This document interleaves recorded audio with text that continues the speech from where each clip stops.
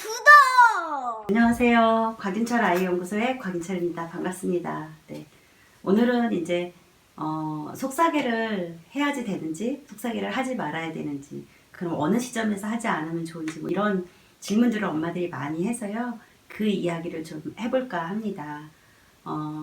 이제 속사계가 처음에 태어나면 이제 엄마 뱃속 환경을 만들어주는 데에서도 굉장히 중요하고, 또 아이들이 이제 모로반사가 많으니까 모로반사를 할 때 이제 아이가 이렇게 막 놀래는 듯한, 이렇게 막 이런 놀래는 듯한 이런 행동을 할 때 이제 아이가 조금 덜 자극이 되니까 또 이제 속사계가 필요하기도 하고 그렇습니다. 그런데 만일에 아이가 이제 수유를 할 때나 혹은 깨어있을 때는 속사계를 하지 않는 거를 저는 권장을 합니다. 그 이유에 대해서 이제 첫 번째, 수유를 할 때는 왜 속사계를 하지 않아야지 되느냐 하면, 이제 아기가 와서 수유를 엄마 품에 와서 하면 손으로 자기 표현을 해요. 그러니까 조금만 아이가 어떤 행동을 하는지를 자세히 들여다보면 이제 엄마들이 다 알 수 있는데요. 먹을 때 얘네들이 손에 주먹을 쥐는지, 손에 주먹을 피는지, 아니면 먹을 때 엄마 가슴을 이렇게 딱 미는지, 아니면 손에 그냥 힘을 그냥 주먹은 쥐고 있지만 풀고 있는지, 이런 모습을 보면서 이 아이가 지금 먹는데 집중하는지, 아니면 이게 잠을 자려고 하는지, 또 혹은 얘네들이 먹으면서 긴장을 하는지, 이런 것이 그 손에서 이런 게 다 보이거든요. 그런데 속사계를 하면 아이가 몸에서 엄마한테 표현하는 게 잘 관찰이 되질 않아요. 그래서 엄마가 아이 마음을 알려면, 그리고 아기가 먹다가 자는데 지금 내가 깨워야 되는 시점인지 이럴 때 제가 눈도 보고 아래 턱도 보라고 그러잖아요. 그런데 그때 몸도 같이 보면 더 정확하거든요. 그래서 속사계를 하지 않고 수유를 하면 되게 좋습니다.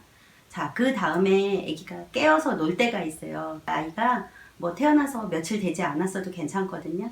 그런데 그때 아이가 의식이 없이 잠을 잔다 그러면 이렇게 좀 이렇게 속사계를 이렇게 좀 해줘도 상관은 없어요. 그렇지만 아이가 운동 감각을 익히거나 사실 신체를 이렇게 할 때는, 그러니까 속사계를 너무 그 미이라처럼 그렇게 꼭꼭 싸지 않는 게 더 좋기는 해요. 그러니까 적당하게 쌓는 게 되게 좋고, 과거에는 속사계가 보온 역할을 굉장히 많이 했기 때문에 중요했지만 지금은 옷을 나오거든요. 그래서 아주 어렸을 때도 바지 입힐 수 있고 양말 신길 수 있고, 또 바디슈트 같은 거 충분히 있다 그러면 속사계가 그렇게까지 막 그 미이라처럼 이렇게 똘똘똘똘 싸지 않아도 됩니다. 근데 만일에 모르반사가 너무 심하거나 애가 너무 놀랜다거나 이제 그런 것 때문에 너무 허전해서 잠을 잘 못 자거나 이럴 경우에는, 그럴 땐 잘 때만 싸주면 돼요. 근데 쌀 때도 될 수 있으면 상체를 싸고 다리는 좀 이렇게 움직일 수 있게끔 해주고, 그리고 보온이 잘 되도록 할 수 있으면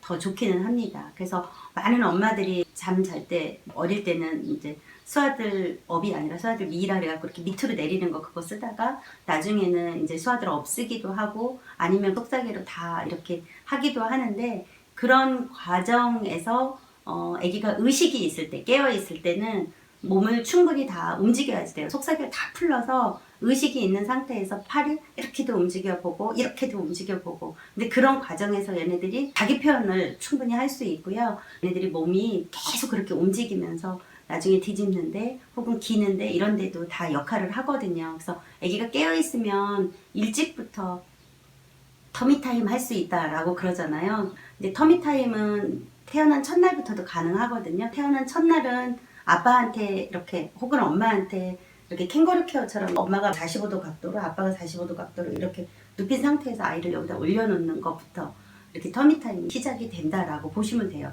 그렇게 좁게도 보고, 터미타임을 넓게 보면 아이가 이렇게 평평한 데 올려놓고 엄마가 이렇게 보는 것도 터미타임이 되기도 하고, 아니면 이렇게 무릎에다가 앉혀놓고 이제 이렇게 하기도 합니다. 그런 거는 지금 보면은 그런 동영상 자료가 굉장히 많거든요. 그런 걸 보면서 엄마들이 참고하면 되게 좋을 것 같은데, 그 일환으로 아이가 똑바로 누워있는데 혹은 깨어있다. 그런데 그때 엄마랑 눈을 마주친다. 그러면 이 손으로 얘네들이 이렇게 막 이렇게 움직이면서 대화하는 거, 그리고 이렇게 손을 착 펴고 또 오므리고 이런 반사 운동을 막 하면서 엄마랑 눈을 마주치고, 그리고 자기를 신체로 움직이고 하는 그런 경험을 아이가 충분히 하는 게 좋아요. 그러니까 원칙은 뭐냐면 깨어 있으면 보온을 제대로 한 상태에서 속삭이를 안 하면 더 좋고요. 아이가 만일에 잔다 그러면 그때는 그 뱃속 환경이라든가 이런 걸 위해서 당분간은 조금 하지만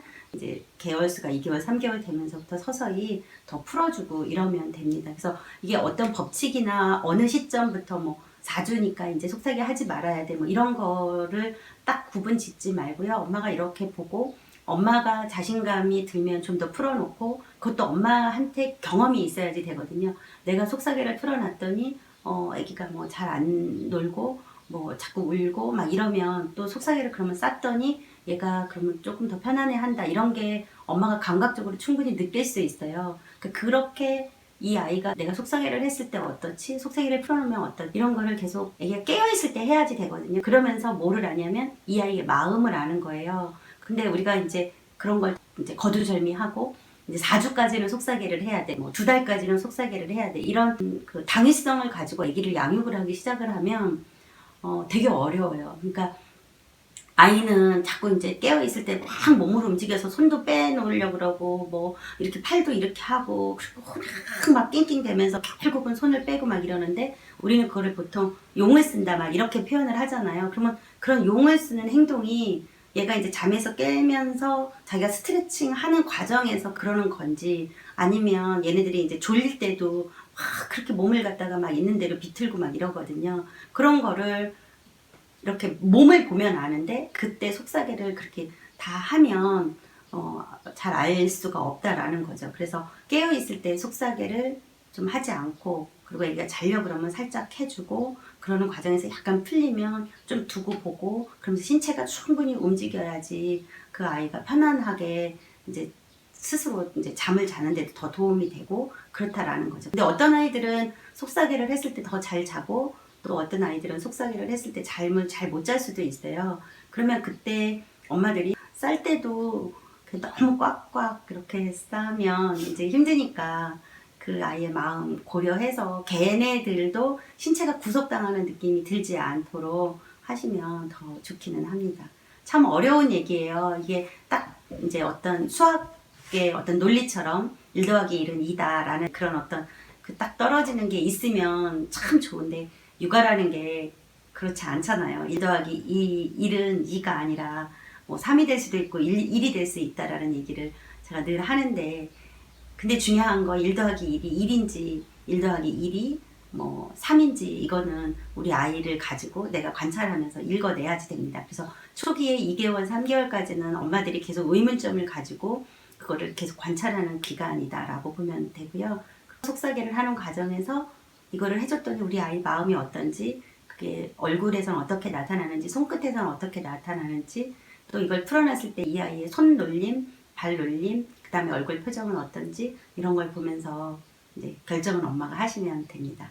네, 여기까지 하겠습니다.